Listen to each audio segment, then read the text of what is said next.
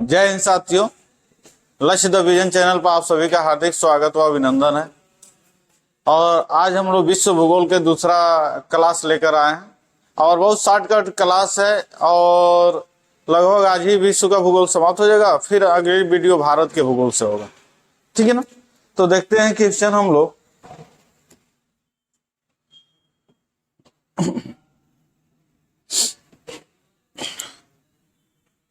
चलिए क्वेश्चन देखते हैं, स्टार्ट करते हैं। आज का पहला क्वेश्चन है, यानी कल से आगे बढ़ते हैं। कल 50 तक हम लोग देखे थे। तो क्वेश्चन है, भूमध्य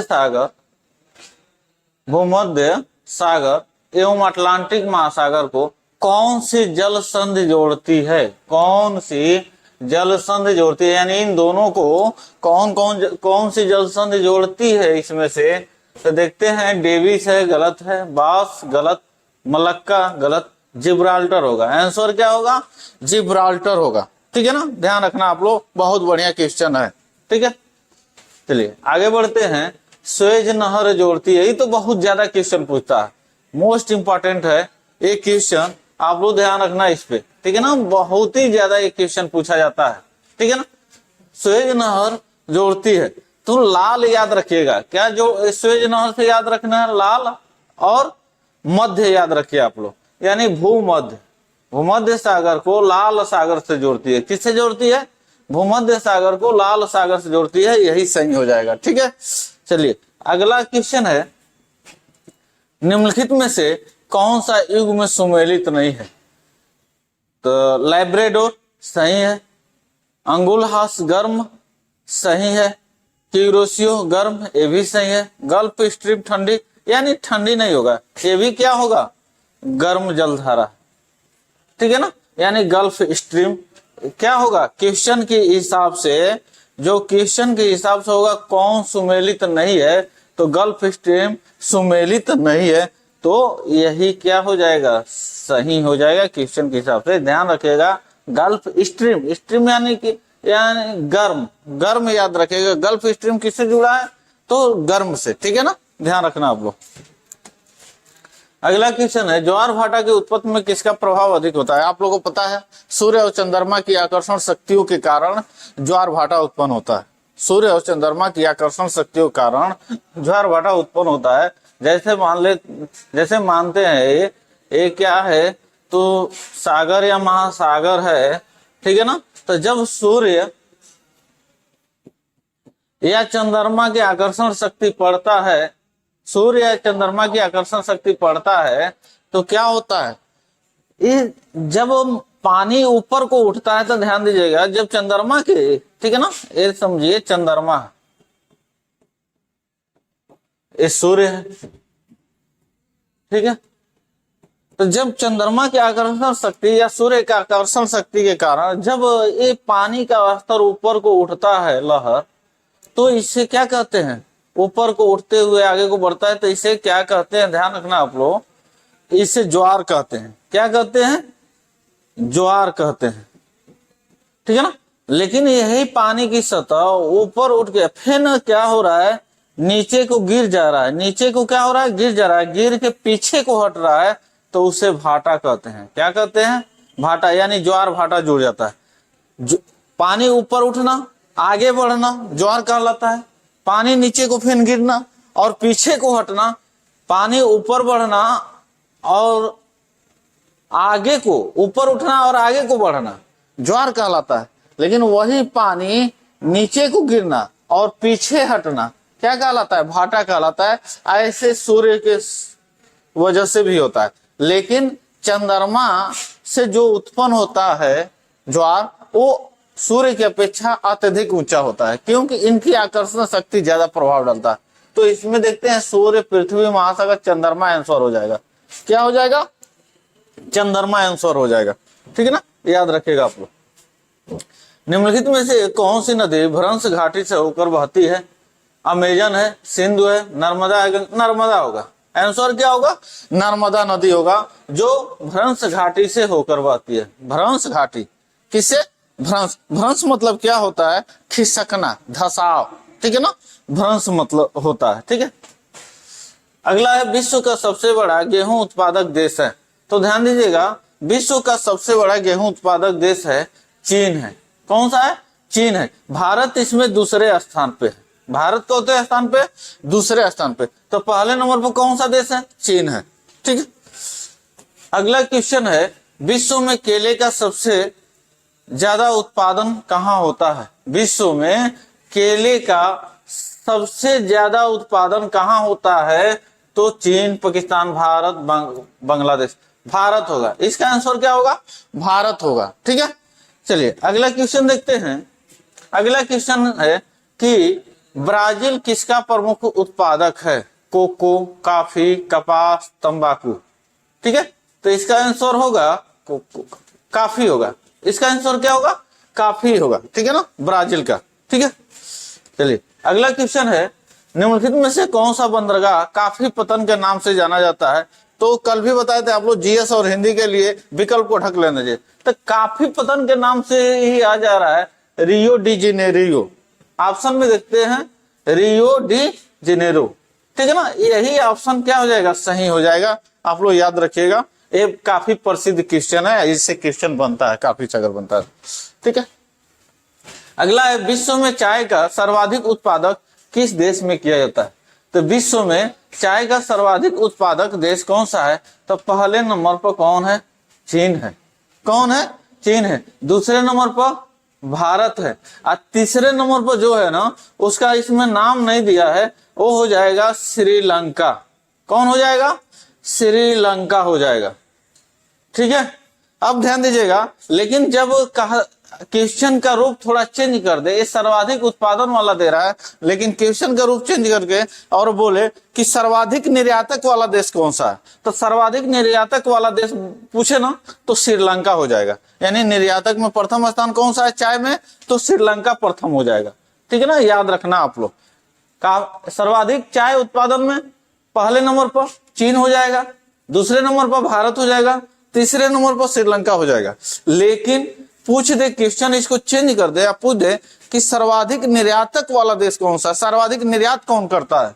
तो श्रीलंका करता है। कौन करता है? श्रीलंका करता है। ध्यान रखना आप लोग। चलिए अगला क्वेश्चन है, दुग्ध उत्पादन में किस देश का प्रथम स्थान है? दुग्ध उत्पादन में किस देश का प्रथम स्थान है? तो इसमें भी भारत पहले नंबर पे। कौन है? भारत। अगला क्वेश्चन है, निम्न में से किसे हरित क्रांति का जन्मदाता कहता है? ये क्वेश्चन बहुत ज्यादा आता है, क्वेश्चन चेंज भी कर देता है। निम्न में से किसे हरित क्रांति का जनक कहा जाता है? विश्व का हरित क्रांति के जनक कौन है? भारत के हरित क्रांति के जनक कौन है? तो ऐसे क्वेश्चन बनते हैं। तो ध्यान दीजिएगा, इसमें एमएस स्वामीनाथन दिया है, तो एमएस स्वामीनाथन भारत में हरित क्रांति के जनक है। कहा? भारत में हरित क्रांति के जनक है। लेकिन नॉर्मन ई बोरलॉग है, ये पूरे विश्व में पूछे तो हरित क्रांति के जनक है। यानी इस क्वेश्चन के अनुसार आंसर क्या हो जाएगा? Norman E Borlaug. ठीक है। चलिए आगे बढ़ते हैं। अगला क्वेश्चन है, सेरीकल्चर का संबंध किससे? एकदम आसान सा क्वेश्चन है, रेशम से। सेरीकल्चर का किससे है? रेशम कीट से। किससे है? रेशम कीट से। ठीक है। अगला क्वेश्चन है, विश्व का प्रमुख मत्स्य क्षेत्र ग्रांड बैंक। यहां से भी बहुत ज्यादा क्वेश्चन बनता है, आप लोग विशेषकर ध्यान दीजिएगा। ग्रांड बैंक से क्वेश्चन बनता है, यानी विश्व का प्रमुख मत्स्य क्षेत्र है कौन? Grand bank. ऐसे भी क्वेश्चन बन सकता है कि विश्व का प्रमुख मत्स्य क्षेत्र निम्न में से कौन सा है? ऑप्शन में दे देगा ग्रांड बैंक। तो आप लोग याद रखेगा, ग्रांड बैंक बहुत इंपॉर्टेंट है। और ये कहाँ स्थित है? तो अटलांटिक महासागर में। कहाँ स्थित है? अटलांटिक महासागर में। ठीक है। अगला क्वेश्चन है, स्वच्छ जल की मछली का सबसे बड़ा उत्पादक देश कौन सा है? ध्यान रखना, स्वच्छ जल पूछ रहा है। क्या पूछ रहा है? स्वच्छ जल उसी को कहते हैं जो पानी लगातार बह रहा है। जो पानी क्या हो रहा है? लगातार बह रहा है, वही स्वच्छ होता है। जो पानी एक जगह इकट्ठा हो जा रहा है वो स्वच्छ नहीं होता है। ठीक है ना, वो स्वच्छ नहीं होता। तो जब पानी लगातार जहां बढ़ रहा है वही स्वच्छ होगा। तो इन देशों में देखते हैं तो सबसे ज्यादा अगर पानी किसी देश में बहने वाला अगर स्रोत है तो वो है कौन? चीन। तो सबसे मछली, स्वच्छ जल की मछली का सबसे बड़ा उत्पादक देश कौन सा हो जाएगा? चीन ही हो जाएगा। ठीक है ना, आंसर ध्यान रखना आप लोग। ठीक है। आगे देखते हैं, चांदी का सबसे बड़ा उत्पादक देश कौन सा है? कनाडा, पेरू, भारत, चीन। अब ध्यान दीजिएगा, इसमें इसके हिसाब से जो कनाडा, पेरू, भारत, चीन दिया है, इस सब चांदी का सबसे बड़ा उत्पादक देश तो होता है कौन? मैक्सिको। कौन होता है? मैक्सिको, ठीक है ना। लेकिन इस ऑप्शन के अनुसार आप लोग बताइए कि इस ऑप्शन के अनुसार क्या सही होगा, ठीक है ना। तो आप लोग जल्दी बताइए ऑप्शन के अनुसार क्या सही होगा।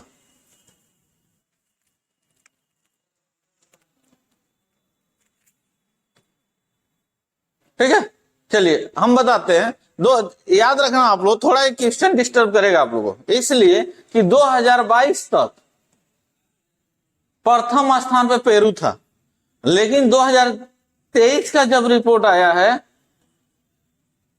तो इसमें प्रथम स्थान पर चीन हो गया है। कौन हो गया है? चीन हो गया। यानी 2022 तक प्रथम कौन था? तो पेरू था, लेकिन 2023 में प्रथम कौन हो गया? तो चीन हो गया। यानी ऑप्शन 2023 के अनुसार, अब भी जब भी एग्जाम में पूछेगा तो 23 पूछेगा तो कौन हो जाएगा? चीन हो जाएगा। ध्यान रखना आप लोग। विश्व का सबसे बड़ा यूरेनियम उत्पादक देश कौन सा है? विश्व का सबसे बड़ा यूरेनियम उत्पादक देश कौन सा है? तो ध्यान दीजिएगा, कजाकिस्तान होता है। सबसे बड़ा यूरेनियम उत्पादक देश कौन सा होता है? कजाकिस्तान होता है। लेकिन कजाकिस्तान ऑप्शन में नहीं दिया है तो कनाडा होगा। क्या होगा? कनाडा हो जाएगा, ठीक है ना। विश्व का सबसे बड़ा यूरेनियम उत्पादक देश कौन सा है? कजाकिस्तान है, लेकिन कजाकिस्तान ऑप्शन में नहीं है तो ऑप्शन के अनुसार देखेंगे तो कनाडा होगा। अगला है पिग्मी जनजात निवासी है। ये भी बहुत ज्यादा क्वेश्चन करता है, और पिग्मी जनजाति कांगो की है। कहां की है निवासी? तो कांगो की है, ठीक है।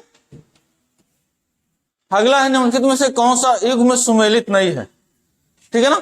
तो ध्यान दीजिएगा, निम्नलिखित में से कौन सा युग में सुमेलित नहीं है? Maori New Zealand, Ainu France, Semang Malaysia, Eskimo Canada. आप लोग बताइए क्या होगा इसका आंसर। तो ध्यान दीजिएगा, ये भी सुमेलित है, ये भी है, ये भी है, यानी एमू नहीं है, एनु नहीं है, ये फ्रांस नहीं होगा। यहां क्या होगा? जापान होगा।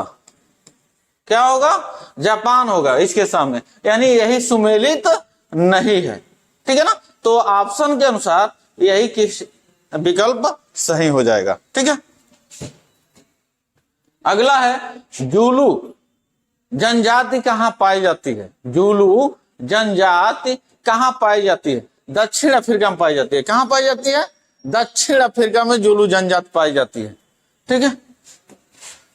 अगला क्वेश्चन है, कौन सा देश पहले श्याम के नाम से जाना जाता था? श्याम श्वेत आप लोगों को पता है, थाईलैंड। क्या हो जाएगा? थाईलैंड हो जाएगा, ठीक है। अगला क्वेश्चन है, किस देश का प्राचीन नाम पर्सिया है? किस देश का प्राचीन नाम पर्सिया है? आप लोग बता सकते हैं, इस पर मूवी भी बने हैं, धारावाहिक भी है सब। तो आप लोग बताइए किस देश का नाम पर्सिया है?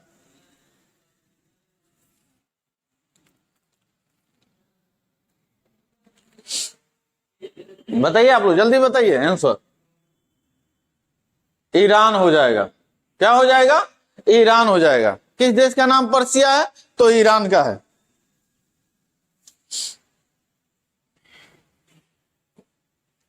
अगला है, किस देश को सफेद हाथियों की भूमि कहा जाता है? सफेद हाथियों की भूमि कहा जाता है। एकदम आसान सा है, थाईलैंड, ठीक है ना। अगला क्वेश्चन है, उगते सूर्य का देश निम्न में से किसे कहा जाता है? तो उगते सूर्य का देश, ध्यान दीजिएगा, इन दोनों में दिक्कत होती है, लेकिन ये 12 बजे वाला है, रात में 12 बजे वाला है। कौन? नॉर्वे। और उगते सूर्य का देश कौन हो जाएगा? तो जापान हो जाएगा। कौन सा हो जाएगा? जापान, ठीक है। अगला, 7 पहाड़ियों का नगर किसे माना जाता है? ये सब आसान है, इस समय कंपटीशन की दृष्टि से तो बहुत ही आसान सा क्वेश्चन है। 7 पहाड़ियों का नगर किसे कहा जाता है? रोम को कहा जाता है। किसे कहा जाता है? रोम को कहा जाता है। अगला है, फॉरबिडन सिटी के उपनाम से कौन जाना जाता है? तो फॉरबिडन सिटी के उपनाम से लहासा को जाना जाता है। किसे जाना जाता है? लहासा को जाना जाता है, ठीक है। आगे बढ़ते हैं। बगदाद किस नदी के किनारे स्थित है? बगदाद किस नदी के किनारे स्थित है? टिग्रिस। किसके किनारे है? टिग्रिस नदी के किनारे स्थित है। बगदाद किस नदी के किनारे है? तो टिग्रिस नदी के किनारे स्थित है। ठीक है ना, किस नदी? तो टिग्रिस। अगला है लंदन किस नदी के किनारे स्थित है? ये सब पहले बहुत ज्यादा क्वेश्चन करते थे। लंदन टेम्स नदी के किनारे स्थित है। किस नदी के? टेम्स। टेम्स सही हो जाएगा। ठीक है। विश्व का सबसे बड़ा डेल्टा है, ये तो सब लोग को मुंह जबानी याद होगा, गंगा ब्रह्मपुत्र नदी का डेल्टा। गंगा ब्रह्मपुत्र नदी का डेल्टा, जिसका नाम है सुंदरवन डेल्टा। क्या नाम है? सुंदरवन डेल्टा नाम है। और सुंदरवन डेल्टा की क्यों नाम पड़ा है सुंदरवन? तो वहां सुंदरी नामक वृक्ष की अधिकता है, इसीलिए उसका नाम सुंदरवन डेल्टा पड़ा है। ठीक है ना। तो गंगा ब्रह्मपुत्र नदी का डेल्टा विश्व का सबसे बड़ा डेल्टा है। ध्यान दीजिएगा, जब सबसे बड़ा नदी द्वीप पूछेगा तो माजुली नदी द्वीप होता है, और माजुली नदी द्वीप ब्रह्मपुत्र नदी बना है। किधर? कहां? तो ब्रह्मपुत्र नदी असम में। ठीक है ना। कौन सी नदी बनाती है? ब्रह्मपुत्र नदी।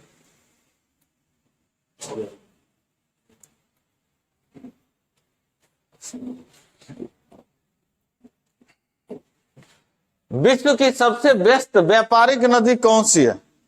तो विश्व की सबसे बड़ी व्यापारिक नदी कौन सी है? तो ध्यान देना, टेम्स नहीं होगा, गंगा भी नहीं होगा, टिग्रिस भी नहीं होगा, राइन नदी सही हो जाएगा। कौन सा होगा? राइन नदी सही होगा। ठीक है। स्वाना घास का मैदान कहां पाया जाता है? स्वाना, ध्यान रखिएगा आप लोग, घास का मैदान, स्वाना घास का मैदान कहां पाया जाता है? आप लोग जल्दी बताइए। ऑप्शन है यूएसए, दक्षिण अमेरिका, अफ्रीका, रूस। जल्दी बताइए आप लोग।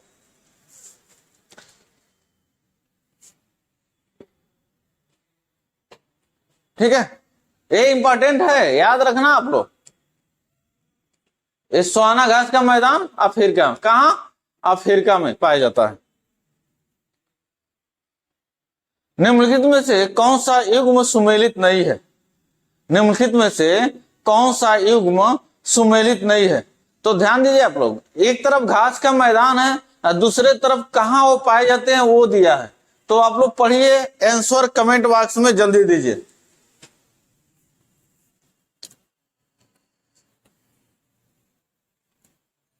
चलिए हम बताते हैं।